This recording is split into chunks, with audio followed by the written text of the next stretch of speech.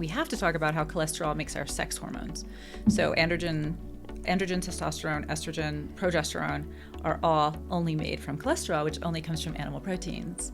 And eliminating animal proteins from the diet is automatically, whether it's a child or a growing child, a teenager, a baby, a pregnant woman, is going to decrease the testosterone, estrogen, androgen, progesterone in the body. It's very, very important, cholesterol. All right. Well, to make this more personal, this is what happened to us. So we had a YouTube channel with my brothers and I doing a raw vegan diet in Costa Rica and other tropical places, and we felt wonderful. Great, great for about 6 months. At the equator, it's easy to do it, isn't it? Yeah, it really is. I mean, all the coconut waters we could drink, all the avocados, mangoes, bananas, papaya, and they're all like good. And it's just like a sunny, very hot atmosphere, so it's kind of a nice diet for that. Yeah.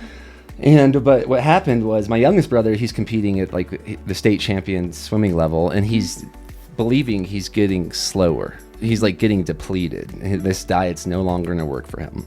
Right. And it was, so we informed our following and everything, and the raw bras became more about telling the raw truth. But what happened for me was like, all right, I'm gonna eat a big piece of salmon tonight. And when I did that, it'll be fun, Valentine's Day, a little pun here. I woke up with morning wood for the first time in like 7 months, and I'm like a young 20-year-old man. Wow. And then I started thinking differently. Like all of a sudden, I was like, I want to go like. Before this point, I was so good to just like chill on the beach and have fun and do nothing. Sure. Nothing. I was like, all my energy was like up here in my crown chakra. Like I'm at peace. But all of a sudden, like all that night, all that energy kind of like shot down. And it's good to know, prior to this, I did go to a doctor, because I wanted to get my blood work before I started eating meat again. And I told them, no, I want to specifically test my testosterone. And they're like, no, you don't need to do that. You're like 20, whatever. I think I was like 22, 23, 24. And I'm like, no, I've been eating a radical diet, so I want to see that specific marker. And then they came back like 15 minutes later, and they were going to prescribe me testosterone. They said, your testosterone, I was like in the 80 or 90s. They're like, you have a testosterone like an 80-year-old man. And I'm like, oh, it's all right. I know what to do. Wow. Ate that salmon. I think like it might have been that, very close to that. And then my whole like inner pharmacy, like I became I think I became more of myself. Yeah, that's a great way to put it. But it was a slippery slope.